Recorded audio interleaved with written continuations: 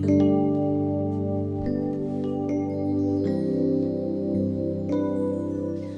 everybody, I hope you had a wonderful day.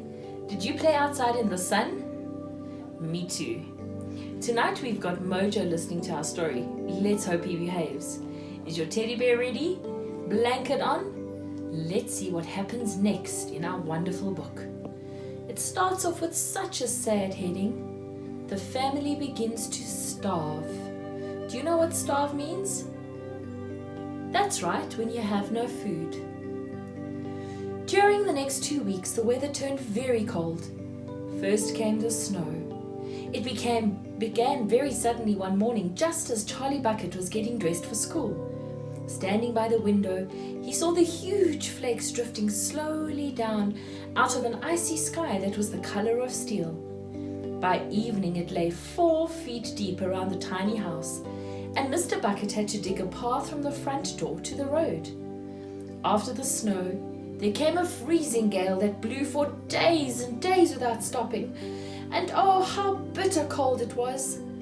Everything that Charlie touched seemed to be made of ice, and each time he stepped outside the door, the wind was like a knife on his cheek. Inside the house, little jets of freezing air came rushing in through the sides of the windows and under the doors, and there was no place to go to escape them. The 4 old ones lay silent and huddled in their bed, trying to keep the cold out of their bones. The excitement over the golden tickets had long since been forgotten.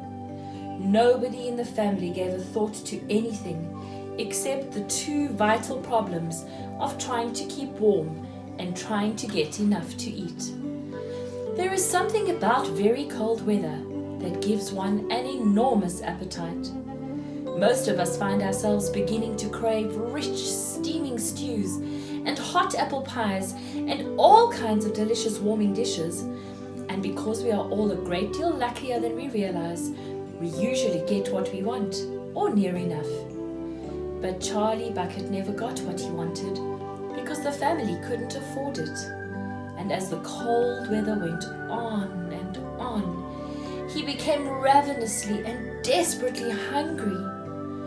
Both bars of chocolate, the birthday one and the one Grandpa Joe had bought, had long since been nibbled away, and all he got now were those thin, cabbagey meals 3 times a day.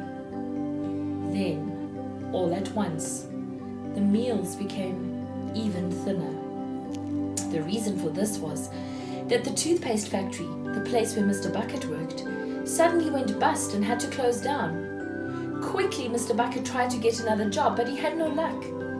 In the end, the only way in which he managed to earn a few pennies was by shoveling snow in the streets.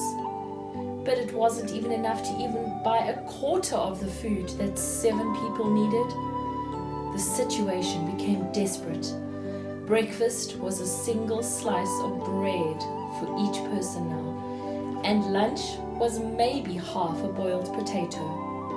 Slowly but surely, everybody in the house began to starve, and every day little Charlie Bucket, trudging through the snow on his way to school, would have to pass Mr. Willy Wonka's giant chocolate factory.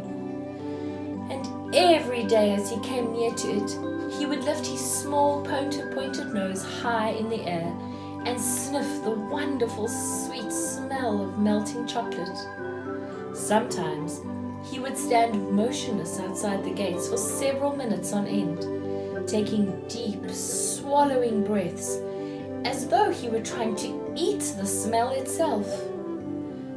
"That child," said Grandpa Joe, poking his head up from under the blanket one icy morning. "That child has got to have more food. It doesn't matter about us. We are too old to bother with. But a growing boy? He can't go on like this. He's beginning to look like a skeleton." "What can one do?" murmured Grandma Josephine miserably. "He refuses to take any of ours. I hear his mother tried to slip her own piece of bread onto his plate at breakfast this morning, but he wouldn't touch it. He made her take it back." "He's a fine little fellow," said Grandpa George. "He deserves better than this." The cruel weather went on, And every day Charlie Bucket grew thinner and thinner. His face became frighteningly white and pinched. The skin was drawn so tightly over the cheeks that you could see the shapes of the bones underneath. It seemed doubtful whether he could go on much longer like this without becoming dangerously ill. And now, very calmly, with that curious wisdom that seems to come so often to small children in times of hardship, he began to make little changes here and there in some of the things he did so as to save his strength. In the morning, he left the house 10 minutes earlier so that he could walk slowly to school without ever having to run. He sat quietly in the classroom during break, resting himself while the others rushed outdoors and threw snowballs and wrestled in the snow. Everything he did now, he did slowly and carefully to prevent exhaustion. Then one afternoon, walking back home with the icy wind in his face, and incidentally feeling hungrier than he had ever felt before, his eye was caught suddenly by something silvery lying in the gutter, in the snow. Charlie stepped off the pavement and bent down to examine it. Part of it was buried under the snow, but he saw at once what it was. It was a 50-pence piece. Quickly he looked around him. Had somebody just dropped it? No, that was impossible because of the way part of it was buried. Several people went hurrying past him on the pavement, their chins sunk deep in the collars of their coats, their feet crunching in the snow. None of them was searching for any money. None of them was taking the slightest notice of the small boy crouching in the gutter. Then, was it his, this 50-pence? Could he have it? Carefully, Charlie pulled it out from under the snow. It was damp and dirty, but otherwise perfect. A whole 50-pence! He held it tightly between his shivering fingers, gazing down at it. It meant one thing to him at that moment, only one thing. It meant food! Automatically, Charlie turned and began moving towards the nearest shop. It was only 10 paces away. It was a newspaper and stationery shop, the kind that sells almost everything, including sweets and cigars. And what would he do? He whispered quickly to himself. He would buy one luscious bar of chocolate and eat it all up, every bit of it, right then and there. And the rest of the money he would take straight back home and give it to his mother. Charlie entered the shop and laid the damp 50-pence on the counter. One Wonka's Whipple Scrumptious Fudge Mallow Delight, he said, remembering how much he'd loved the one he had on his birthday. The man behind the counter looked fat and well-fed. He had big lips and fat cheeks and a very fat neck. The fat around his neck bulged out all around the top of his collar like a rubber ring. He turned and reached behind him for the chocolate bar. Then he turned back again and handed it to Charlie. Charlie grabbed it and quickly tore off the wrapper and took an enormous bite. Then he took another and another, and oh, the joy of being able to cram large pieces of something sweet and solid into someone's mouth. The sheer blissful joy of being able to fill one's mouth with rich, solid food. You look like you wanted that one, Sonny, the shopkeeper said pleasantly. Charlie nodded, his mouth bulging with chocolate. The shopkeeper put Charlie's change on the counter. Take it easy, he said. It'll give you a tummy ache if you swallow it like that without chewing. Charlie went on wolfing the chocolate. He couldn't stop, and in less than half a minute, the whole thing had disappeared down his throat. He was quite out of breath, and he felt marvelously, extraordinarily happy. He reached out a hand to take the change. Then he paused. His eyes were just above the level of the counter. They were staring at the silver coins lying there. The coins were all 5-penny pieces. There were 9 of them altogether. Surely it wouldn't matter if he spent just one more? I think, he said quietly, I think I'll have just one more of those chocolate bars, the same kind as before, please. Why not, the fat shopkeeper said, reaching behind him again and taking another Whipple Scrumptious Fudge Mallow Delight from the shelf. He laid it on the counter. Charlie picked it up and tore off the wrapper, and suddenly, from underneath the wrapper, there came a brilliant flash of gold. Charlie's heart stood still. "It's a golden ticket!" screamed the shopkeeper, leaping about a foot in the air. "You've got a golden ticket! You've found the lost golden ticket! Hey, would you believe it? Come and look at this, everybody! The kids found Wonka's lost golden ticket. There it is, right in his hands." It seemed as though the shopkeeper might be going to have a fit. "In my shop too," he yelled. "He found it right here in my own little shop. Somebody call the newspapers quick and let them go. Watch out now, Sonny. Don't tear it as you unwrap it. That thing's precious." In a few seconds, there was a crowd of about 20 people clustering around Charlie, and many more were pushing their way in from the street. Everybody wanted to look at the golden ticket and at the lucky finder. "Where is it?" somebody shouted. "Hold it up so all of us can see it." "There it is, there," someone else shouted. "He's holding it in his hands. See the gold shining?" "How did he manage to find it, I'd like to know?" a large boy shouted angrily. 20 bars a day I've been buying for weeks and weeks." "Think of all the free stuff you'll be getting too," another boy said enviously. "A lifetime supply." "He'll need it," the skinny little shrimp girl said, laughing. Charlie hadn't moved. He hadn't even unwrapped the golden ticket from around the chocolate. He was standing very still, holding it tightly with both hands while the crowds pushed and shouted all around him. He felt quite dizzy.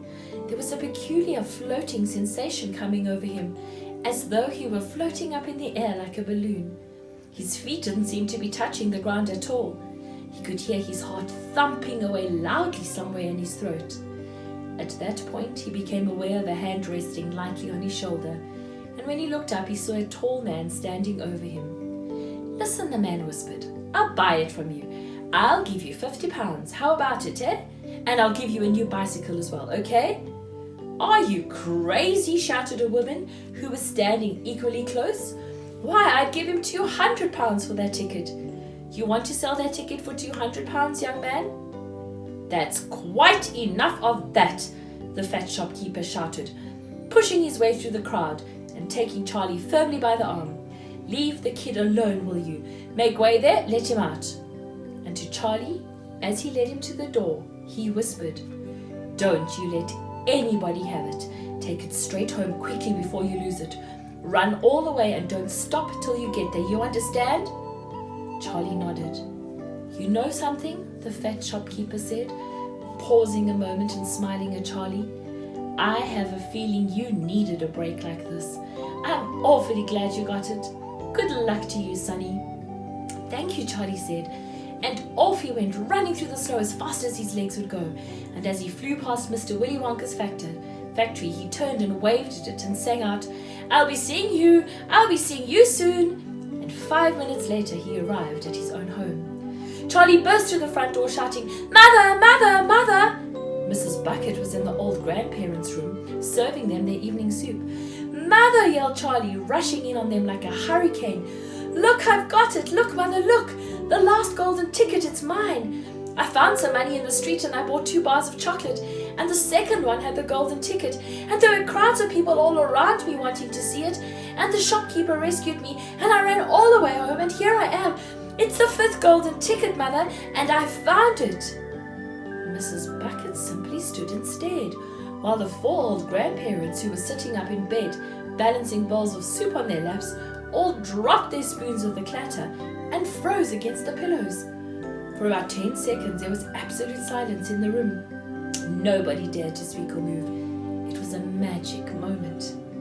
Then very softly, Grandpa Joe said, "You're pulling our legs, Charlie, aren't you? You're having a little joke." "I am not," cried Charlie, rushing up to the bed and holding out the large and beautiful golden ticket for him to see. Grandpa Joe leaned forward and took a close look, his nose almost touching the ticket.